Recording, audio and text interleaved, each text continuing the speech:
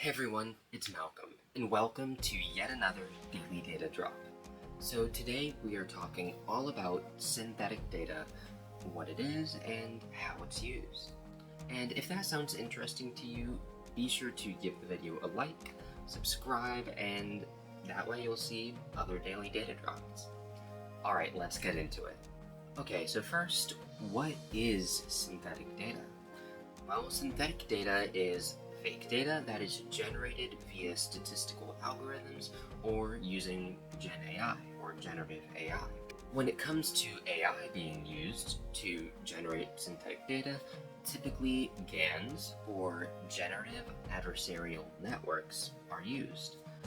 And GANs are like a feedback loop in a sense. It consists of a machine learning architecture with two neural networks. There's a designer and there's a critic. The designer will create the synthetic data and share it with the critic. And the critic will then compare the synthetic data to real data and give constructive criticism to the designer to help it improve the synthetic data and make it appear like real data or closer to real data. Synthetic data has multiple applications. The first or most common application would be with training machine learning models. When data is either too sparse or too private or personal to share, like financial information or healthcare related information or behavioral information. In that case, synthetic data is used in place of real data. So the learning AI will know what that data looks like, but it won't have any actual information, any sensitive information from real individuals. That way, when you ask it to generate something that would include, say, a social security number, it won't give you someone's actual social security number. Another common use of synthetic data is with testing databases, algorithms, or systems. Synthetic data is used in place of real data for these tests, mostly for privacy concerns. If you're testing a database that would contain sensitive information, you don't want to actually give it that sensitive information in case something goes wrong and that information is somehow leaked or dispersed.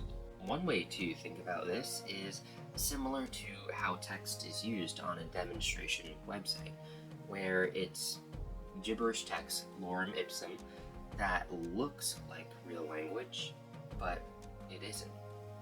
Synthetic data is also used for simulation and research purposes to test situations that might be rare or hypothetical. For example, when you are training or testing a self-driving car's system, you don't want to actually go out in the real world and simulate a potential crash, especially if it doesn't work, because then someone could get injured.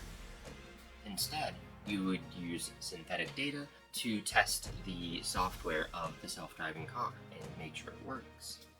So as you can see, synthetic data has a lot of applications, so it's not too surprising when you hear that Gartner predicted that 75% of businesses will use AI to generate synthetic data by the year 2026. And I myself, on a few occasions, have actually used LLMs like ChatGPT to generate fake datasets to help me study and practice how to clean and parse data.